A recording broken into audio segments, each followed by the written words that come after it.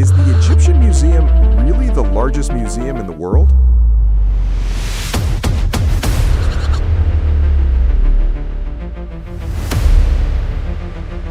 How much did it cost to build this museum, and what is its area? And is it really as they say that this is the largest and best museum in the world? Throughout history, the world has been fascinated by Egypt, its pyramids, the Great Sphinx, and its unique, unparalleled history. Today, the land of the Pharaohs has managed to face one of the greatest challenges of the 21st century, building a massive architectural marvel that will immortalize its extraordinary and unique archaeological heritage.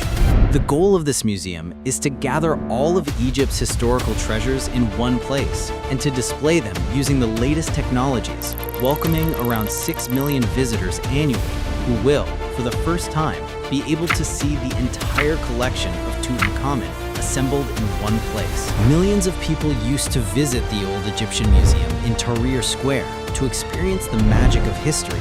It was considered one of the most important museums in the world when it opened in 1902.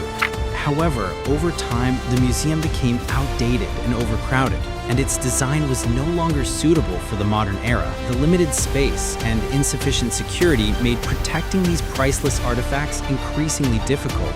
Thus, the idea of a new museum was born. The story truly began in the year 2000, when former President Hosni Mubarak launched an ambitious project to build a museum worthy of Egypt's greatness and its ancient history. The site chosen was the Giza Plateau, directly facing the pyramids on the outskirts of Cairo. After selecting the location, Egypt announced the largest architectural design competition in the world, inviting top architects globally to participate. Since constructing a museum of this scale and significance was an unprecedented challenge, the competition received around 1,500 submissions from 83 countries, a record in the history of architecture. After 3 years of studies, evaluations, and countless meetings, the Irish architectural firm Hennigan Peng was announced the winner. Construction began in 2005 when President Mubarak officially laid the foundation stone of the Grand Egyptian Museum. Strengthening the foundations alone took 5 years due to the difficult nature of the terrain. At the beginning, the project faced major challenges because of the complex sandy landscape of the plateau. Nearly 1 million tons of sand were excavated to prepare a massive concrete base of 320,000 cubic meters, along with a steel frame weighing 8,500 tons, heavier than the Eiffel Tower itself.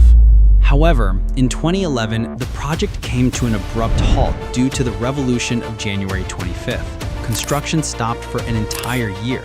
In 2012, after the political situation stabilized, the government realized the urgent need to revive tourism, the lifeblood of Egypt's economy. So work resumed at an extraordinary pace, adhering to the original plans. More than 5,000 workers and 9,000 engineers and technicians worked around the clock to complete this monumental structure. More than 400,000 square meters of stone and marble were used in construction.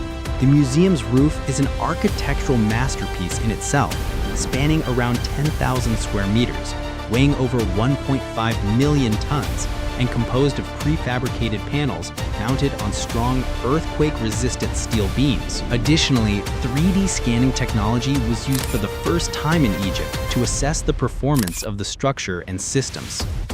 The museum overlooks the pyramids through a stunning 28-meter-high glass facade. One of the most impressive design features is the illuminated onyx wall, stretching 800 meters long, allowing natural daylight to illuminate the interior by day, while producing a soft, elegant glow at night. To improve access to the museum and the pyramids, a new international airport was built 25 kilometers from the Giza Plateau. The museum houses more than 100,000 artifacts from all eras of ancient Egyptian history, including the complete collection of Tutankhamun, about 5,500 pieces displayed together for the first time. There are also huge exhibition halls showcasing the achievements of the pharaohs in medicine, astronomy, engineering, jewelry, and war chariots. A dedicated children's museum and an advanced research center are also included. At the heart of the main entrance stands the statue of Ramses II, the victorious king who ruled Egypt for 66 years.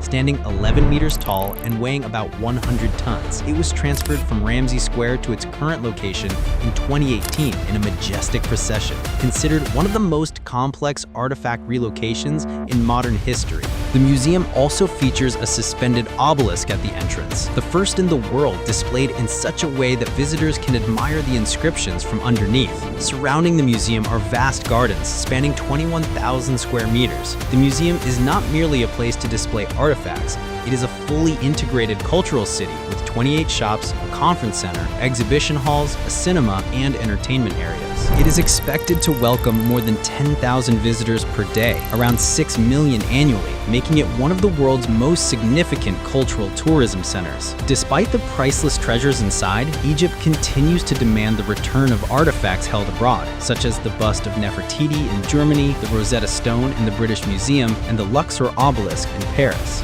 Just steps away from the museum lies the largest artifact restoration center in the world, covering 20,000 square meters, including 7,000 square meters of advanced laboratories for restoring wood, stone, textiles, and metals.